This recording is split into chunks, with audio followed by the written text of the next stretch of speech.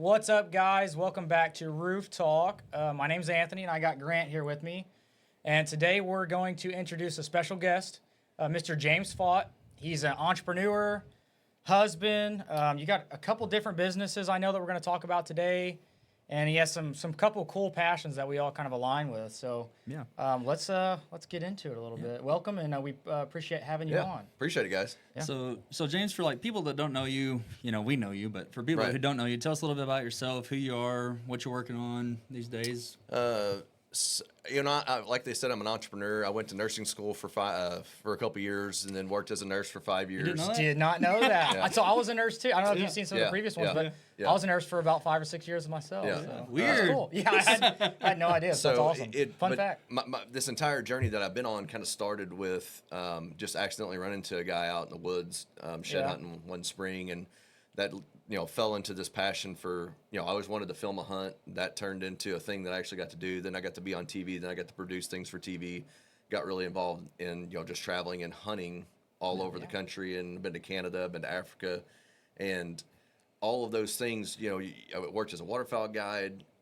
All of those things are still special memories for me. But like it just got to the point where it was like I feel like I had seen so much that I was like I wasn't burnt out. I wasn't tired of it, but I went to South Africa in 2019, and I got off the plane in St. Louis after the trip, and like as soon as I got in the airport, I was like, I think I'm done doing this. Didn't know why.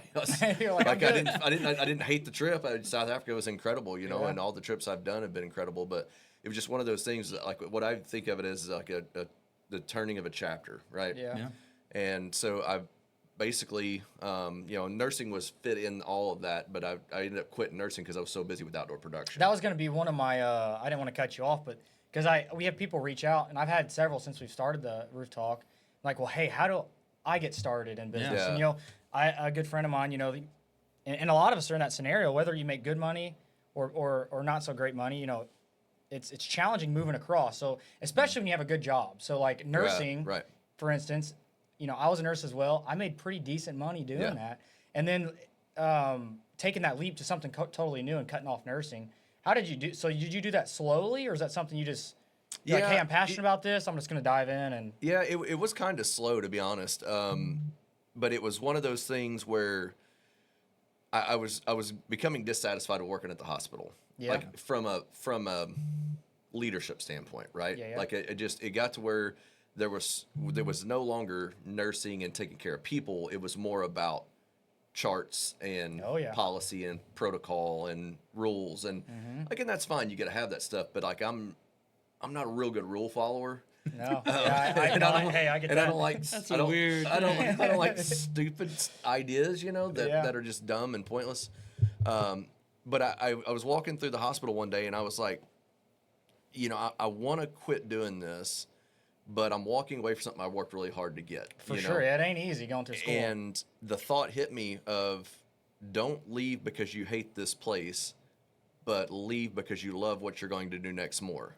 And I was like, okay, I never heard that before. Just this thought that crossed my mind, and I was like, this is it. So a couple weeks later, I found out that I was put on the schedule for a day I wasn't supposed to be. I was going to Kansas to film a duck hunt, and my wife called me and she said, hey, do you know you're supposed to work Thursday? This is Tuesday. She said, I'm supposed to work Thursday, and I'm in Kansas. I'm already 8 hours deep in this trip. And I said, well, I can't. And so I called the manager, or texted her, and I said, can you call me? And she said, yeah. And I pulled over on the side of the highway. I think it was 412 or 420 or something in Kansas, and pulled over on the shoulder at 9 o'clock at night, talked to her, and she said, I need you to send me an email. I don't want you to do this, but I need you to send me an email so you could come back because I know you'll be back. And I said, all right. So I pulled over, sent the email, and You're like, hey, I'm not coming back. I said, I'm not coming back, Yeah. and didn't. So, but it was that moment of like, yes, I was unhappy at the hospital because I wanted to take care of people. Like that's why I got into it. But it became this protocol-driven, monster. And when I had that epiphany of quit because you love what you're going to do next more, that unlocked everything. And so it wasn't necessarily all financial. It was just like, hey, it wasn't financial at all. I'm more passionate about this. So I want to go into, something new, something I'm passionate about. But obviously, at that time, did you already have kids and a family? And Yeah. Yeah, Yeah, so- things were already rolling, Yeah. but my wife, like her support is like Yeah.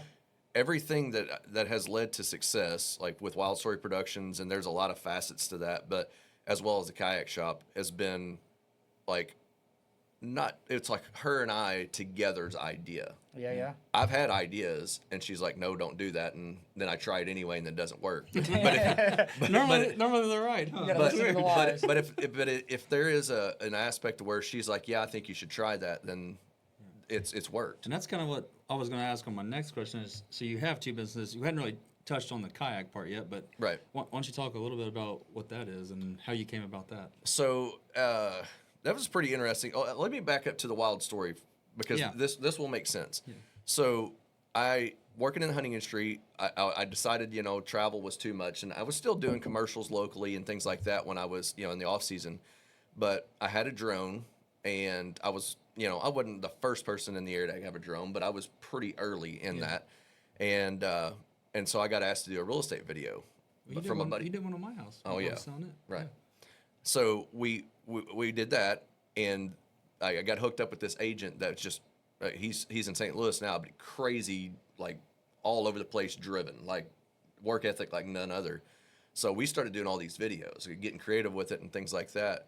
And the whole time I was doing that, my wife kept saying, you should get into real estate photography as well and add that as a service. I'm like, I don't know. And that I'm not going to get into all the whys. I didn't want to do it, but it just didn't look like, from a business standpoint, it would work financially. Like there wasn't enough money to be made. And so finally she kept on and kept on. And then a buddy of mine asked me to shoot a drone video of a house in Sykeston, and because he didn't have his Part 107 for flying a drone. And so I did that, and the guy asked me, he said, hey, could you take some photos while you're here? I'm like, sure. I'd never done that before. Like, I've taken tons of photos, but it's been ducks and turkeys and deer. And Yeah. so I hooked up with a guy in Wisconsin that taught me over a FaceTime call how to do real estate photography in a nutshell, and started doing that and posted a few of the photos on Facebook a couple days later, and immediately realtors started calling and texting, hey, I didn't know you did this. Well, guess what? I didn't either. So Like I wasn't doing this. So I guess now I am. So I always say that I kind of accidentally got into that side of that business. You know, it wasn't an intentional goal or anything like that. So now for the kayak shop, these two played very well together because this was also an accidental thing. We had been going on vacation down like Fort Morgan, Gulf Shores. I love to saltwater fish. I live way too far from the coast for what I love to do, but we're going down there fishing off the pier, the seawall, and the passes and things like that. And I started following a bunch of YouTube creators down there. That there's a ton of them from Gulf Shores, Orange Beach to Fort Morgan, Dolphin Island. There's lots of them. So I started following a few, and then this one guy usually surf fishes. Well, he's in a kayak in Mobile Bay catching a Jack Crevalle that's, 30, 40 pounds. And I was like, Big fish. I want to do that. And so I'm sending him a message. So like, what kind of kayak is that? And he told me, he said, I buy them. I bought it from right across the bay in Mobile, Alabama. I was like, okay, well, give me his number. So I called this guy. We talked for a little bit, set something up. My wife has no idea any of this is going on. Me and a buddy planned an October trip to fish that year, and because redfish is really good in October. And so long story short, I set up plans to go buy this kayak from this guy. This got a shop in Alabama, and bought it, went out and used it. And within first 10 minutes I was in it, caught a nice flounder, took a picture of it, and posted it on Facebook. And about 2 minutes later, my wife calls and asks me whose kayak I'm in. And I'm like, that didn't work. So I told her I bought a kayak, and yeah, she wasn't super happy, but she was still like, okay, whatever, So when I picked that kayak up, Eddie is the guy's name. He said, James, you need to open a kayak shop in Missouri. I'm like, not opening a kayak shop. Like, Wild Story was a successful business. I was happy. Like, everything totally was good. separate kind of from what you were doing. About 6 months later, we were sitting in the recliner, and I said, you know what? We should probably just get some photos from Eddie and see if we could pre-sell some of these kayaks because we're going on vacation in a few weeks. Yeah. She said, well, what's it going to hurt? In 2 days, I sold 8. I was like, okay. So I said, let's do that again. A couple weeks later, I did the same thing. Drove down to Alabama, picked up 8 more, and had them all sold before I got back. And then we started getting into a monthly cycle of just picking up kayaks. Had a little shop right here in Jackson. Had no hours, nothing like that. Just by appointment, basically. Most of our transactions were Facebook or email, text messages. And we just started selling kayaks. And I had to buy a trailer, so I subleased. I went to this trailer place to buy a trailer, and they had this open space. And I said, hey, could I store some kayaks here? And the guy said, you should open a kayak shop. I said, it's funny you say that because it's the second time I've heard that in 6 months. Yeah. And he said, what do you mean? So I told him the story. And he's like, well, I mean, you're going to use the space, rent it from us, just make it a kayak shop. So that's what we did. We sold a awesome. lot of kayaks and ended up having to move out of that building. And That's awesome. when I found out that I was going to have to move out of that building because of some things had changed, nothing bad, just, how things work. Like sometimes you just got to change. And about an hour after I found that out, I got a text from Brennan Tote. And he said, hey, do you have, are you interested in a spot downtown? And I was like, well, it's crazy you asked that, but yes, I am, because I just found out I had to move. And I said, why did you text me? Because I hadn't talked to him in a year and a half. Yeah. And he said, I just did. I'm like, what do you mean? And told him the story. I was like, dude, It's you have no weird. idea the Just timing of this. sent you a text. It's weird how things like that work out. They kind of just fall in your lap. And, Yeah, it's just and crazy. so, but when I found out I was going to have to move, I sent a group text to my small group at church, and I said, I need you guys to pray for me. I don't know what's going to happen, but I know that I've got to move my kayak shop, and I don't know what that looks like. I have no idea what it looks like. And then Brennan texts me, and then subsequently, then I get on the phone with him. He's in Grenada, the country of Grenada. He has no idea what's going on here. I don't even know where that is. I don't even know where that is. But we moved downtown, and it literally just elevated so many things. Downtown Cape is growing. There's a lot of good things going on. I mean, there's a lot of good things going on in our area, period. Like you guys. I mean, it's been awesome to see the success of the roofing company. It's really cool. And our story is no different. It's just, like, I always tell people, I imagine walking down a hallway, and it's all doors on both sides. Yeah, and every time I see one. That was kind of one of our kind of next questions. Yeah. Really. I'd say I want to do like a little takeaway from what you were saying about go the ahead. kayaks.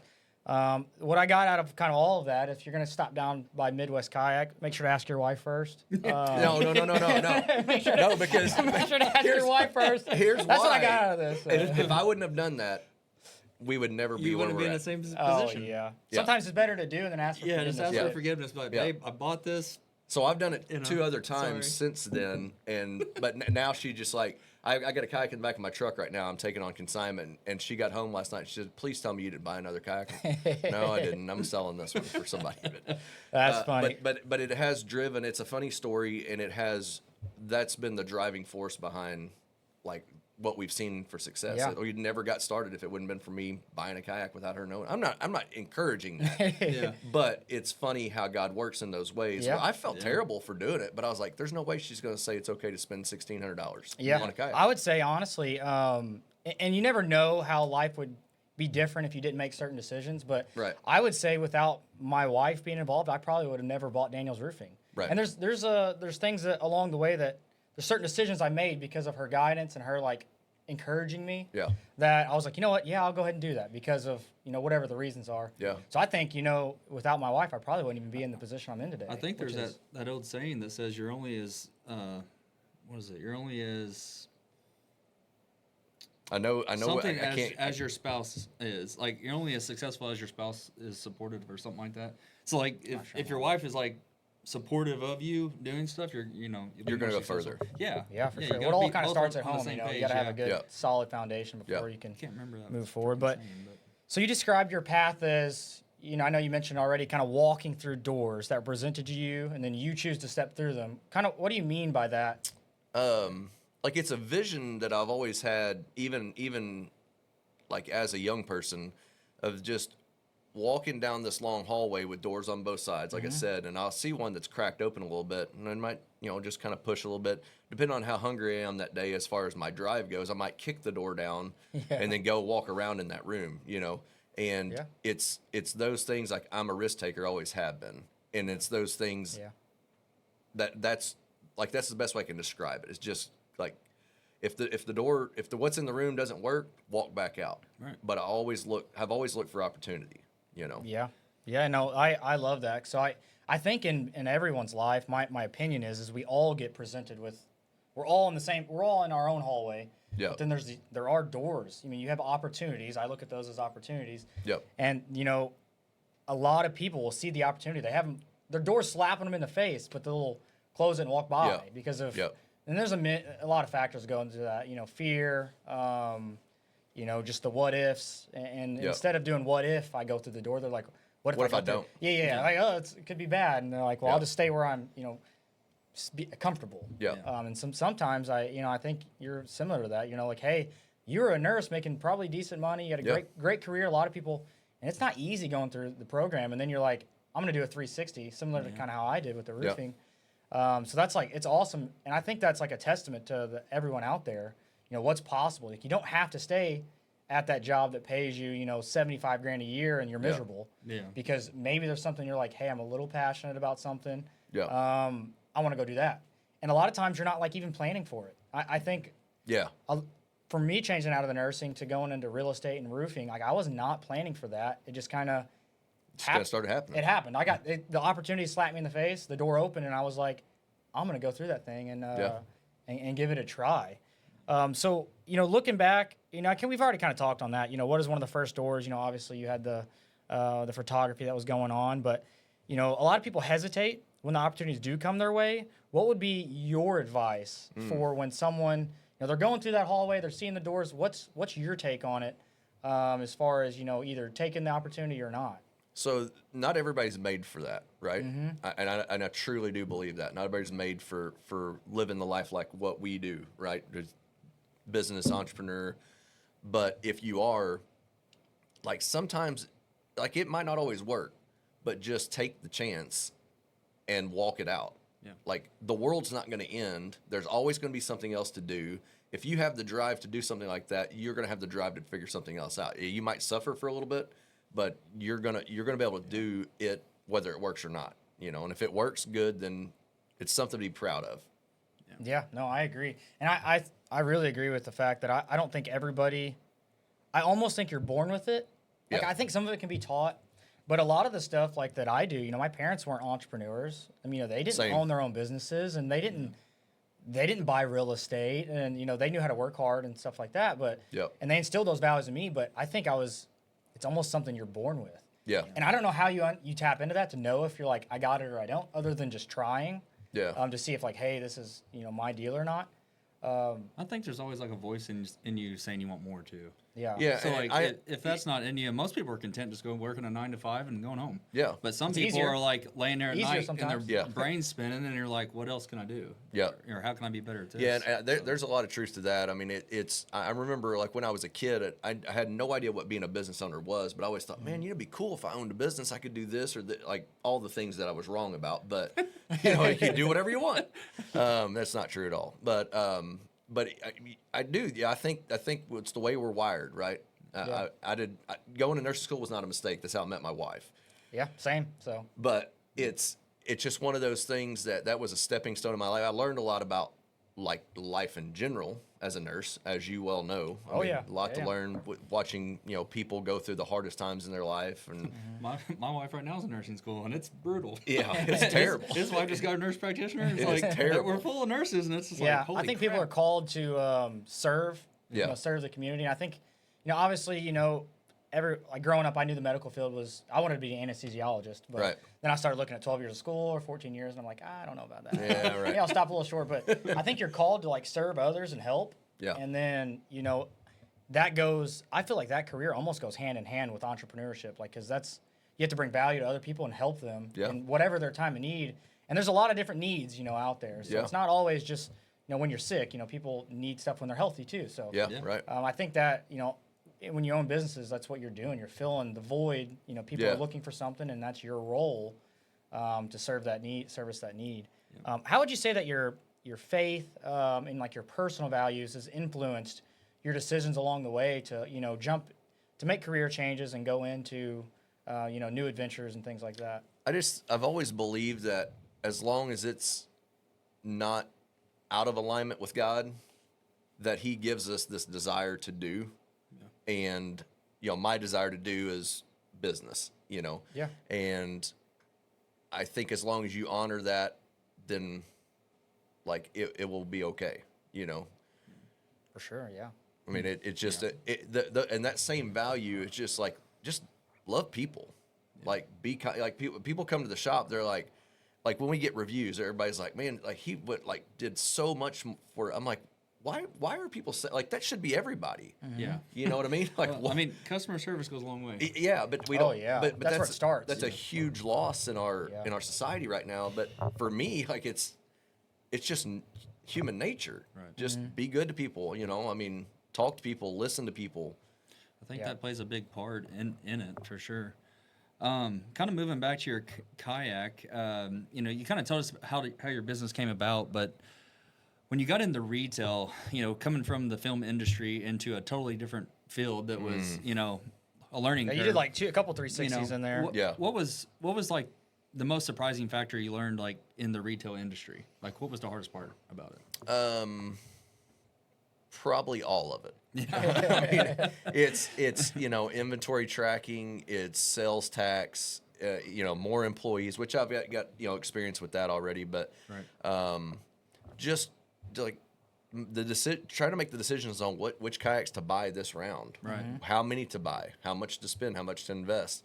You know, we made a few mistakes when we moved downtown when we brought on shoes and clothes and PFDs and fishing tackle and you know, a lot of other products that we were already carrying the brand, but we, you know, expanded everything else and like probably scaling too quickly. Well, Or I don't know. just- I don't know. We scaled too quickly because 2024 was a year that it was a proving year for the kayak shop because we started in 23, and I thought in 24, let's see like how successful it truly can be without dumping a bunch of marketing dollars and getting false result, right? Yeah. Weird. False clicks. but when you know, I told the story already, but when I had to move out and you know, I got the text that hey, this building was open, it was immediate. Yes, we walked in. Me and Carrie both walked in, and we literally walked in the front door, looked at each other, and like we can walk out now. Like this is it. Yeah. But it's just the to go back to the question, it's just there's like the Wild Story is a service business, right? So there's we don't trade anything. It's all digital asset. So no sales tax. There's not all these other crazy things and licenses and like dealing with the city. Like none of that stuff exists. Here's my fee, pay it. Right. Cool. Yeah. But man, retail is and I went into it thinking I've owned a business for a long time. I can do this. Yeah. Whew, man, did I have a lot to learn. That's what I was gonna say. Like you know, learning retail is wild, and you know that's what if somebody's listening and you know listening to the podcast and they're thinking about going into retail or they want to open up their own shop, maybe it's a boutique or something. It's, you know, what's something retail advice wise you would give a brand new person trying to get into the retail world? I would say market research and utilize the resources that are out there. You know, the internet has got a plethora of things, but we also have small business development rep that serves Jacob Pallison. You guys ever met with Jacob? I don't know if I know super Jacob. super guy. Heard the name. But he has sat down with me multiple times and just like we just study kind of where the business has been, where it's at now, where it needs to go, and he's helped me strategize and build goals to. Is he a partner of yours, or is he just like? No, he works out of SEMO. So he's a federal employee, I think, as well as a SEMO employee of some sort. But I don't know. I Now get you. is he someone that like just? So I know you mentioned like if other people wanted to start in the retail space, is he someone that other individuals could reach out to, or is he just like a buddy of yours? No, he is. Cool. Okay, He so is. Jacob Palestine. Pallison. Pallison. And he's Yeah. through SEMO, but not at the what's the place that come to the chamber and talk. They said they help small business downtown too get started. They're in a Marquette building. Codify. Remember that guy? Codify has he it. talked about that, but I didn't know if he was in with them at all. No, I'll have to look and see because he's got a couple of hats that he wears. But it's a service. It's an organization that provides a service to help small business development. Okay. No, that's cool. That So makes that's sense. that's So- good for the listeners. that- you know I that didn't they even know can. that. Yeah, They know if they're trying to get into space, they have some options out there to help. You've got to be careful asking other businesses for help. Yeah. But it is possible, right? So I could go downtown anywhere and ask any business, hey, what do you guys do for this? Because nobody else is selling kayaks, or now a restaurant going to another restaurant or a boutique going to another boutique, that's a little Well, bit because you guys are different, competition. Yeah. Right. It's interesting. So, like in the roofing space, a lot of people are willing to share knowledge, but like on a local level, we're obviously we know our competitors. We'll talk to them. We're friendly. We're not Right. looking to. We're staying in our own lane. But as far as like learning, like systems and processes, and like how should we do this? Yeah. You got to step outside of your community sometimes. You do. For that. Like we lean on some of the companies in like St. Louis, and we go to trainings. We anytime we get an opportunity to learn about our industry, we step outside of Cape Girardeau. Yeah, I do the same thing. Like I've got a couple of other kayak shops that I talk to, and there's people with way more knowledge. They're doing more. Yeah. I would always say find someone that's doing more business than you, and really watch their business. I always follow the journey first, so I'll watch them like on Facebook or YouTube or whatever, and I'll watch them for a while, and then I'm like, okay, and then they'll host like a conference, and I'm like, I want to go to that. Like I've been following these people for a while. They're not just blowing smoke. They're running successful companies. They're treating their customers well.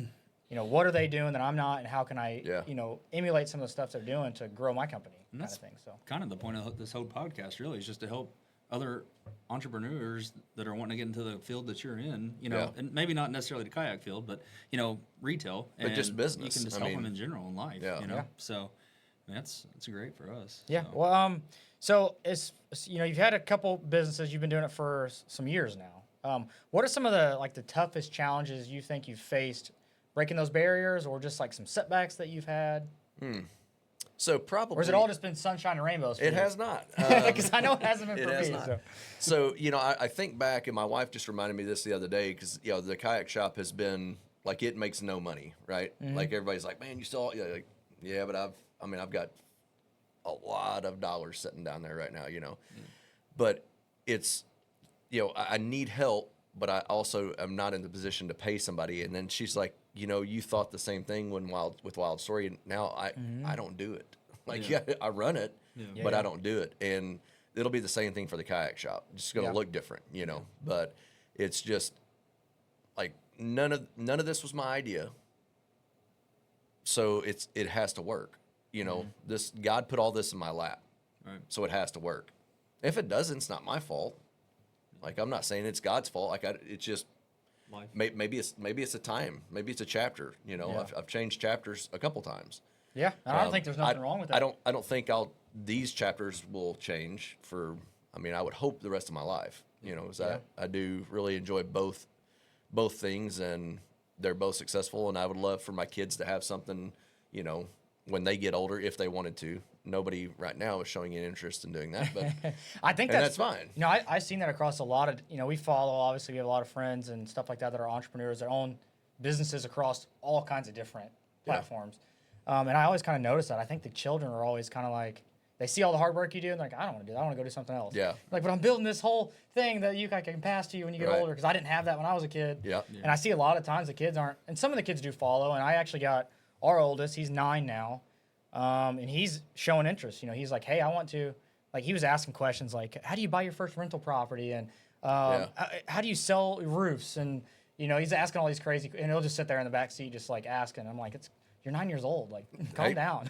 But I love to see it. I'm like, that's cool though. Yeah, I was like, hey, and he's like, I want to come work next summer. I'm like, well, you'll be 10, I got my first job when I was 12. I was like, and I was working with family at that time. Yeah. I was like, well, if you want to come to work next year, we'll do it. You can save money. You can buy. If you have something you want to buy, you can buy it for yourself. Because I'm not always going to be there to buy everything for you. So you got to learn how to, do stuff for yourself. So That's awesome. Yeah, I love the business journey. So when you were a nurse, and you said for 5 or 6 years, right? Just shy of 5. Okay, and then how old were you whenever you started the camera? And I'm only touching. This is not even the questions we have prepped. It's something for me personally. So, probably about 17 or 18 years ago is when the camera thing kind of started happening. I don't know how old you are now, so I'm 45 now. Oh, well, so there you go. Yeah, it's been a while. I've been around that stuff. And so you were still in your like late 20s? Yeah. Late 20s, yeah. Late 20s? Okay. And then when you started the kayak, were you in your 30s then, or That was just in 23. 23? So that's But- recent. So you were in your 40s then. But I grew up fishing. Yeah. Right? I grew up bass fishing, and like when you write in your yearbook what you want to be when you grow up, mine was professional bass fisherman. That's like cool. That's all I could think about. Yeah. My nephew made a joke here a while back. He's like, I remember you wrote in your yearbook that you want to be a professional bass fisherman, and you kind of are now, sort of. Like, you fish in tournaments and you own a kayak shop. I'm like, it's not really the same, but I wouldn't trade it for anything because I really do enjoy that side of it. But so like I've kayaked for a long time, you know what I mean? Mm-hmm. But when I was working in the hunting industry, that consumed everything. Like it Yeah. was duck call contest, it was guiding, it was traveling to film turkey hunts. And I mean, we filmed hunts in the summer out west, like, you know, it was a year round thing. But it pulled me away from fishing, which was really the core of my growing up was bass fishing. Like Yeah. not just fishing, bass fishing. That's like, that was what I was passionate about. So It's fun. I'll say that. I got away from it for, you know, a number of years, but when I got back to it, when the whole kayak thing, you know, we had done river trips and I always take a fishing pole and things like that, but I wasn't a serious fisherman like I had been up until my late teens. But when I bought that kayak, I was driving home after that trip and I was like, you grew up bass fishing. You've got some bass stuff now. Like, maybe I'll start kayak bass fishing. Yeah. Yeah. And, you know, I was thinking about it for saltwater. I actually was going to leave the kayak in Alabama. And that So way, your wife wouldn't find out. no, she already knew at this I point. got to leave that thing down there. No, I thought I'd just leave it down there because my buddy had a condo down there, and I could go down there on when he didn't have bookings. I could go down there and pay the cleaning fee, and then just stay for a couple days. It's an easy drive, you know. So, but I decided to bring it home, and on the way home, I was like, man, I'm gonna start bass fishing. And it wasn't like a week later. I ended up shooting a house, actually, photo and video of a house, and the guy's got a 30-acre pond in his backyard, and put it in there and just crushed them. And I was like, yeah, I think I'm gonna do this. So, you know, now I've got like 20 rods and like probably 15 or 18 reels. That's I got cool. just boxes and boxes of tackle. Like it's consumed me again. I'm glad he asked that question because to like all of our viewers out there, like that just goes to show it doesn't matter what age you are. If you want to be an entrepreneur, you can start. Are you saying I'm old? No, I'm just saying like No. Well, I Okay, think okay. I you can think start. a lot of it. You can start. I see Yeah, a lot. you I can. see a lot of You people can. going through You their know? 20s. They're trying to figure out what they want to do, Yeah.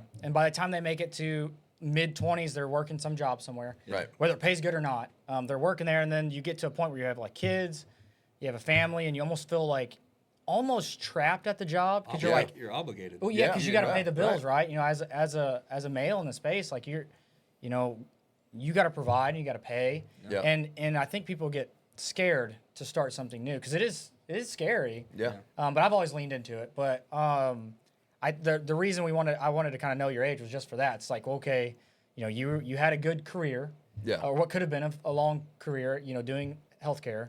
You're like, That was the plan. yeah, and then you push like around 30, late 20s or whatever. You're like, I'm gonna start something new, and you know, however that comes about, and then you know, in your 40s, you're starting another business. So it's like, Yeah. you know, you're 40 years old, starting a fresh business and trying to figure out a whole new industry aside from photography. So I think that just goes to show, like, no matter where you are in your life cycle, it's like it's never too late to, you know, Yeah. lean into your childhood passion. Yeah. You know, And fishing. I didn't even. You got a question? One of Let's yours. hear it. Jake Frey on Facebook says, do you do any kayaking on Ozark rivers, specifically ones with smallmouth bass? That's Ozark Rivers? That's my favorite thing to do. Yeah, fish Current River, Jake Fry. Jack's Fork, Big it? River, St. Francis, Black River. Yeah, it's that's one of my favorite. That if I could, there's two things. I live too far from the coast, and I live too far from the Ozarks. Yeah, But- Ozarks is a little bit of drive. but we're in the middle, like where we're situated. We have Southern Illinois got some really great fishing lakes, and you know Central Missouri, Southern Missouri's got amazing rivers. My two favorite fish are redfish and smallmouth. So Yeah, bass. I like fishing for bass just because I like the meat the best. It's the Yeah. cleanest, flakiest meat. yeah, You know, people are in Southeast Missouri is like all about catfish, which I like. Crappie's good too. Well, no, crappie, no, crappie's good, but I think bass is better. I will not. I'll eat catfish, but my preference has always been bass since Yeah. I was a little kid because the meat's just cleaner, like just I nicer agree. tasting. And I've always Everybody's been going to just hate on you for eating bass, which is silly because we need to keep more bass. Like Yeah. our waterways are full of little fish. Like Yeah. they need to be thinned down some. But For sure.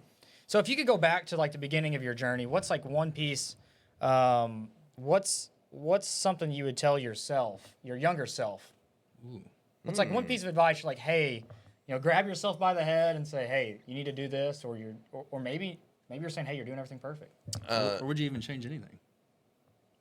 I'm always on like my story is my story, right? Yeah. And you talk about age a while ago, like I don't even think about that. You're getting So up like there. it's irrelevant to me, right? I got some grays popping in too. Me don't- too. I've had I gray just- hair since I was 16. I started Coming. getting gray hair the other day. My Uh-huh. the lady who cuts my hair, she was like, "You getting gray hair?" Oh yeah. Hey.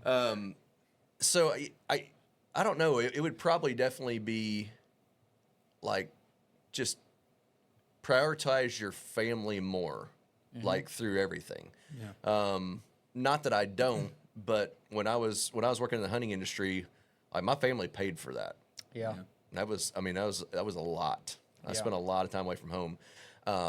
I would not trade any of those experiences for anything. I mean, I got to see some of the most beautiful places in the country, Canada, South Africa. I never thought I would see in my life, and it's all because of a camera.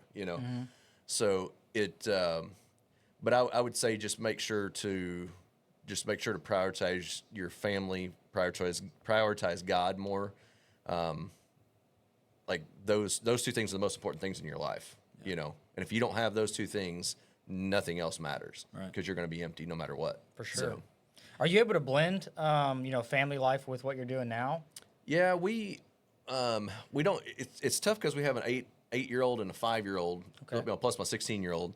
The 5-year-old is just this year learning how to paddle. And all my 16-year-old, she started when she was 4. 8-year-old started when she was 5, and now we have a 5-year-old. And so now this year was her year, but I can't even go myself because I'm at the shop all the time. Right. Yeah. So it's been tough, but we are going. I don't know that we'll pull it off this fall, but we're going to try to do at least 1 or 2 float trips as a family. Yeah. That's awesome. To be able to go do that. But yeah, I mean, We my like wife. to go to didn't mean to cut you off. No, go ahead. We like to go to 11 Point and Yeah. kayak that river. It's Love beautiful, that river. Beautiful out there. Yeah, that's super, a pretty super one. beautiful. So one of our questions was going to be how do you balance all that, but you basically answered that. But what keeps you motivated? I guess like when life feels challenging or hard or heavy or what keeps you going? I mean, I would assume the way, but what we've heard is God first and then your family. But outside of that, like, is it just like an internal drive or? It's an internal drive, yeah. That I can't even just sit down and watch TV. The sitting here, I'm thinking about other things I need to go do. I have a hard time. I'm one of those that on the phone. I'm burning the floor up. I can't sit still. So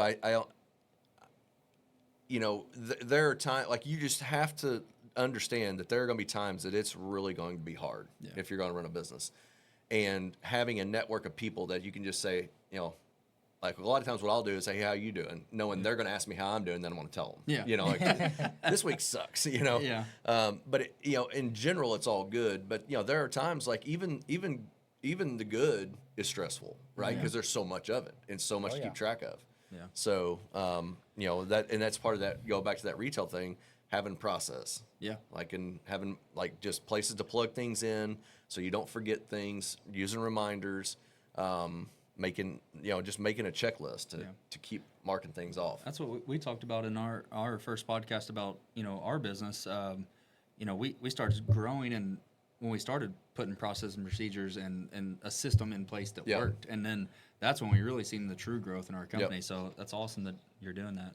Yeah. One question before we move past it. Jake has a question about rivers. He said, I know Jake's he's an avid. He's a fisherman. very I think he outdoors does a lot person, of like trout fishing and stuff like Yeah. that. He says Jack's Fork is great. We do them every year. We do overnight trips, 15 to 20 mile floats. Trying to find a new one. What's your favorite river that you've done? Before we move past rivers. Probably, I really like the 11 Point. Yeah. Yeah, 11 Point's beautiful. For fishing, I really like Black River. I did the Upper Jacks for the first time ever back in June with a buddy of mine. Usually, you got to have a lot of rain to float it, and it's usually only early spring. This year, it was a really wet I late haven't spring. been Right? there. Right. It's beautiful up there. It is Gotcha. absolutely beautiful up there. Well, Jake, there you go, buddy. I know he's big into it. Do you know Jake Fry? Jake, I don't know. Jake and Zach, they're identical twins. Yeah, Yeah, they're I'm big. sure. They're big into the. I think trout fishing. Well, a one of lot them, and different one of them things, lived in but- like Colorado or somewhere for a while, didn't Yeah, he? Jake. Did a It was while. Jake. Yeah. Okay. Yeah. So, Nice. So if listeners could take away one key message from your story, what would you want it to be, for them, like, to learn? Man, just go for it and honor your family and honor God. Yeah. I mean, and just go for it. You know what's in common between our last two special guests? God. Yeah. J-Mac. Yeah. J-Mac's very religious. Yeah, you are like. Shout out to J-Mac. Yeah. Yeah, J-Mac's awesome. Shouted him out right Yeah. Oh, did he? Yeah. So like, I think we'll probably find that. Y'all though, shops aren't the too more far we from do each other. these. He just moved there on Broadway, and you're. Yeah, I actually don't even know where's this new shop at. 'Cause It's on Broadway, right across from Kenny's Flippin' Burgers. Yeah. oh, okay, yeah. Yeah. Just right there. He's Yeah, still I'll set, stop he's in still there. getting it all set up, but I just went and got my fresh little blurry from him. Yeah, I love Yeah, J-Mac. your shop location for Midwest Kayak is beautiful. I love Yeah. that spot. We Thank go you. down to a lot of the stuff we got here was from what's that place called? Last Mile Liquidators. Last Mile Yeah, Liquidator. last yep. month they got a lot of cool stuff. They there. do. And I actually haven't been into your shop yet, and a lot of that's intentional because I'm like, if I go in there, I'm gonna blow some money, and That's fine. and I'm gonna get yelled at. No. Watching. Hey, it's how fitting is that though? You're right on the river and you Yeah. sell kayak. I mean, that's Have like, you been on the that's, Mississippi like, River really in a cool. kayak? Yeah, that's Yeah. wild. I see that. Yeah. That's where I draw the line. I'm like, I'm. You said you need a new kayak, call. I know I do. We have 2 old kayaks, and we are in It's need. time. We are in need. It's of time to new. get you guys some new ones. Yeah. Yeah. Yeah, and one thing about the Mississippi, like I'm not scared of anything really. I respect things, right? We used to get on in a canoe a lot, and paddle up over the top of the jetties. It was fun. Jeez. And we had life jackets, like we weren't idiots, but everybody comes in and they joke like, "Well, it's a good thing you're right here by water, but nobody'd ever put a kayak in there." You would not believe how many people kayak down Yeah. the river. And Really? and I don't know if I've ever and actually seen anybody. I'll I've say seen the little this. John boats. I would put my 8-year-old on the Mississippi by herself before I'd put her on Current River by herself. Oh dang. Well, I will say, you go to those because I won't take my kids to Current River. So you go float those, and you have all those trees and stuff, and Oh, you flip. it's a little so dangerous easy. actually Yeah. on those rivers. But I've always, the I guess, Mississippi is just a big lake that moves. yeah. Like, yeah, there's some whirlpools, there's some things you got to know, but as long as you don't fall out, you're probably fine. you And- could fall and out if, too. If you got a life Like, jacket on, you're fine. Yeah, I mean, it's just not as bad as everybody thinks. It's just the size of it. You need to be in the channel, and that's where everybody's like, "Oh, I want to be the most dangerous place is against the bank." Yeah. Where everything's kind of Going back and swirling forth. yeah. So if something does happen, yeah, it's a long ways to get to shore if you're in the channel most of the time, depending on where it's at. But it's MDC. We did a float with MDC, kind of partnered up with them a few weeks ago, and there was 60 something people did the Wow. float. Oh, interesting. Yeah, a lot of people had never been on the river before. We had a great time. That's awesome. I've always wanted to, and I've had a dream of doing it, and I have not done it yet, of putting in and we'll kind of buy your shop there, and then going all the way down to Scott City to that winery, Yeah. and just like pulling out there. Yeah. Like one of the Let's do trips it. I want to take Let's one do it. time. That would be fun. I would be down to do that because I was Yeah. always like, it'd be cool to just go in and come in and then get you some wine or some drinks or whatever, and we like going there. So Yeah, we can do that. So for the people who are looking to make contact with you, where can everybody find you on your socials, things like that? Yeah, Midwest Kayak Company. You could do a Google search for kayaks near me if you're, or kayaks, Cape Girardeau Kayaks, Southeast Missouri. Like we're not hard to find at all. We got all our socials linked there. We've got a link tree as well. Or just come to the shop. It's 107 William in downtown Cape. Yeah. Just swing by and see us. yeah, do you have different kayaks for like all different experience levels Yep. or?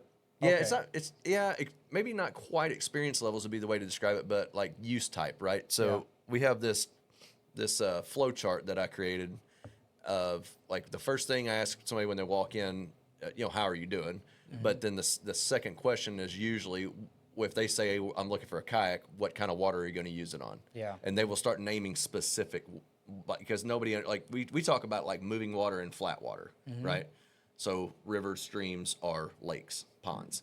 But that starts us down this cascade of, okay, what kind of water are you going to be in? That automatically isolates a few, right? Or isolates a bunch of them, but it excludes a few, right? And then we just kind of work through all the things there. And then really the last thing we pick is color. Which color Yeah. of this model do you want? Because we figured out this is the one you want. There's factors of weight, how are you going to transport it, how long is it, where are you going to store it? There's a lot of things to think about, but Yeah, I think you had some in the back of your truck when you pulled in today. I didn't you? have one in the back of my Yeah. truck right now. He keeps that thing on him just in case. That's He's right. like, just in case I find a I don't little know. spot of water somewhere. I don't know how much time we have left, but what we got, Israel? 5 minutes? Would you want to go into like some, because we haven't got a chance to yet, but the like business techniques like that he does, like or that we do that we could like bounce each like marketing ideas. Yeah. Like For sure, yeah, so- because we haven't got to talk about that. Yeah, I know, we 'cause just a lot really of the- introduce people, and then Yeah. we run out of time, and I'm Right. like, we Yeah. got a little bit of time. Let's talk some like strategic. Well, yeah, because business there's a stuff, lot of you know? small. I love the mom and pop businesses, and like I call it mom and pop, just like smaller Oh yeah. companies. Yeah. You know, Right. not like Walmart, Menards. Like those are like big corporations. Yeah. Yeah. But for us smaller people, we're always trying to fight for ways to get our name out there. You know, I mean, I feel like that's the biggest part. Yeah. Capture, and then first thing, letting people know who we are, and then like capturing them as a client, and then Yeah. retaining people as clients. So what is some advice you give to like a small business owner? How do you capture your clients, and then how do you retain them and keep them coming back to you? So That's like a multi-part, I know. Well, no, like I'm trying to think of how to answer that, because Wild Story Productions was all about just like taking pictures in these crazy places, like on top of a mountain with the camera, you know, and it those kind of things draw attention. Then people start asking. Then next thing you know, people are asking, how do I get into filming hunts and things? I mean, Grant has asked me I've those asked him questions. multiple times. Yeah. But with the kayaks,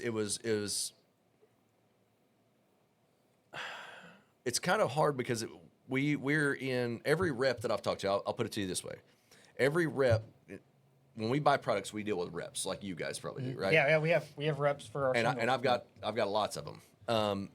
Every time I sign up new, they don't know who I am. I don't know who they are. They always pull. Okay, where are you located? That's the first thing. Where are we at? Yeah. And everybody is always like, man, we've always wanted to have somebody in this area.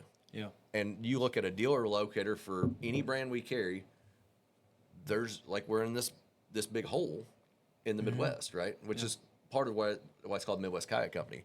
Okay. Because we serve the Midwest. There's a big kayak shop at Lake of the Ozarks, probably the biggest in the country. They ship a ton of stuff, and they're great people. I talk to them on a fairly regular basis. They support me, I support them. But it's for the kayak shop. It's like just cranking out social media, doing live videos. I want to do more, but at the same time, like I can't do. I haven't had time to do more. yeah. Well, because you're running the shop yourself. I'm right? doing everything. Yeah. I think that's a key. I'm not doing everything. I mean, Yeah. my intern does a lot. My daughter does a lot. My wife helps when she can, but she's got a crazy hectic schedule. So. Yeah. We always try to track our marketing, like, so we know where our dollars are going. Yeah. So we like every phone call that comes in, we're like, hey, how'd you hear about us? Yeah. And then that kind of helps us to know, do we need to take away money from here because Yeah. it's not working and put it here or what? But marketing's a very, it's just kind of up in the air. Like, you throw dollars It's out one of there our and hope it biggest works. expenses. It's- Are you doing marketing like that, like I'm doing Google and stuff like that, or are you I'm just doing all organic? online targeted ads Yep. through Russ Media. Okay. Okay. That has, like, when you look at, like, I can get the analytics on my website, but they also obviously provide reports for that. They wanted, and now this is kayaks, right? So like I'm the only one, right, in this Yeah. area. But they wanted a click-through rate of 0.08. My first click-through report was 0.31. And the second was 0.22. This last one was 0.24, I think. So we took that and translated that over to Google Analytics on the website. We have that plugin set up, and like it's crazy what the graph looks like. Like it does this, and then all of a sudden, and then it stayed there. And it says those ads are still running, people are Yeah. still clicking, so we're getting just an insane amount of web traffic. That's good. Yeah. Facebook has been really good for us. YouTube has been good. Back when I was getting to do YouTube videos all the time, that's probably what really launched the business, because once I got the kayak, I've got all these GoPros laying around, and so I was like, I'm gonna film my trips and Yeah. make a YouTube channel. That's what we're just starting to dabble. Before I even started, like said I was gonna have a kayak shop, I just started filming fishing for people to watch for no other reason than just have it for myself for later, or share with family and friends. Yeah. Now it's turned into this thing that's actually generating views for us, That's and awesome. or not ROI, but it's generating customers for us. It could generate ROI one day. Yeah, You but know, wait, monetization. right. Yeah. So But, you use Rust Media. Have you had good? So for the other small businesses out there, do you think that's a Yeah. good platform for the people Yeah, to go to? my rep is great. It's not crazy expensive to do. Okay. The more you spend, the more spread you get. But Right. For sure. they've been really good. And my rep Andrew DeVore, he's incredible.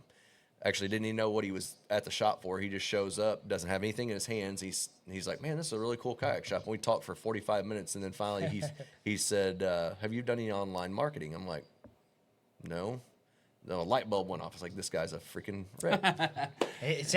But that's he- a good. So, But I asked him about that, and he said, "Man," he said, when I walked in, when I saw the shop, I was like, "Dang, I just want to know more about this." Yeah. Like, Yeah. I was genuinely interested. Yeah.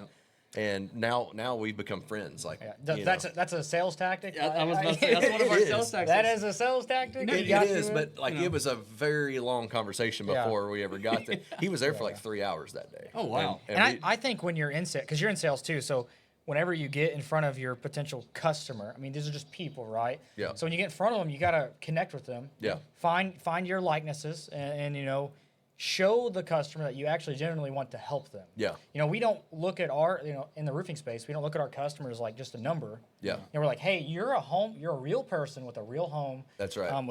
You have a need, and we're here to actually help you. Yeah. Obviously, we have to make a living and feed our families and all the people. We have a lot of people here that we have to pay for. Yep. But at the end of the day, it's all about the customer service, and we don't jump straight into, if that guy walked through the door and he started with, hey, I'm with Russ Media, I want to get you to come down here and spend money with me. You would have probably been like, I'm busy, get out of my face. It's 2 or 3 times a week somebody does that. Oh, we have people walk through the door all Every the day. time. But that goes to show if you're in any industry, if you're in sales for sure, or customer service, like you got to go in, talk to people, show that you align with whatever they have going on. Yeah. And maybe you don't, and that's not a good fit. Yeah. But you should go Yeah, in and try to but- at least connect with someone first. Yeah. And show them like, hey, I'm a real person too, and I want to help you. Yeah. And that way you're helping each other, Yeah. not just a one-sided affair. So. Yeah, that's good I think stuff. that's awesome.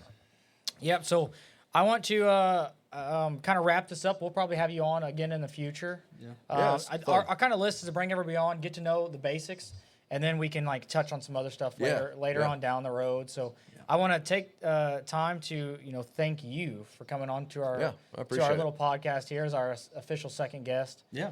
You're doing some great things in the community. I know you reached out to us almost immediately. You're like, hey. Yeah. I wanna hop on. Why did you want to come on the podcast? Because I've seen what you guys have done. Yeah. I've seen the growth, and I just I always like, I might not comment and interact because I don't need a roof, yeah. So, but I like seeing people succeed, right? Yeah. I like seeing people work hard and be good to others. Yeah. And that's it. Yeah, no, that's awesome, and that's what the whole idea behind Roof Talk is, going beyond roofing, Yeah. and bringing in other. And I really love bringing on people that have nothing to do with the roofing space at all. Yeah. It's like you guys are in a total different lane, and you have different experiences. But what we're finding is, and we've only had 2 of you guys on so far, but what I'm kind of finding is it's all similar. Yeah. All Very these similar. businesses and all of the way we run them and the way we interact with the community and how we market, all this stuff, and how we align our core values, they're all very, very similar, Yeah. regardless of what you're doing Yeah. in the industry. So that's, we love hearing about your story and kind of how, and I had no clue that you were a nurse, so that's really cool. Because people always ask me, like, well, how in the world did you go from medical to roofing? Like, those are Yeah. different worlds. It's pretty hard to explain to people for sure. Yeah, and it's interesting because it's just luck almost, or putting yourself in the right.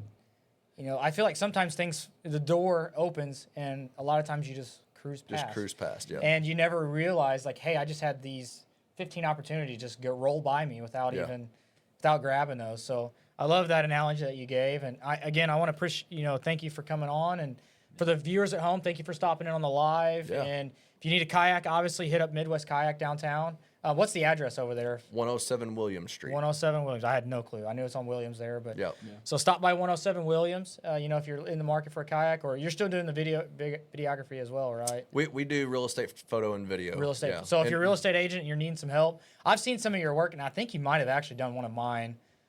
we did, yeah. Yeah. Okay. I knew that you did, and they were beautiful photos. They can take a little box and turn it into something nice. So. Yeah. Pretty awesome photo. So everybody, thank you for tuning in to Roof Talk. Make sure to like and subscribe. There should be a link there in the live, I know, and on our actual podcast video, we'll have a link as well. So, once again, thank you everybody, and Appreciate it. tune into the next one. Thank you, man. Have a good one.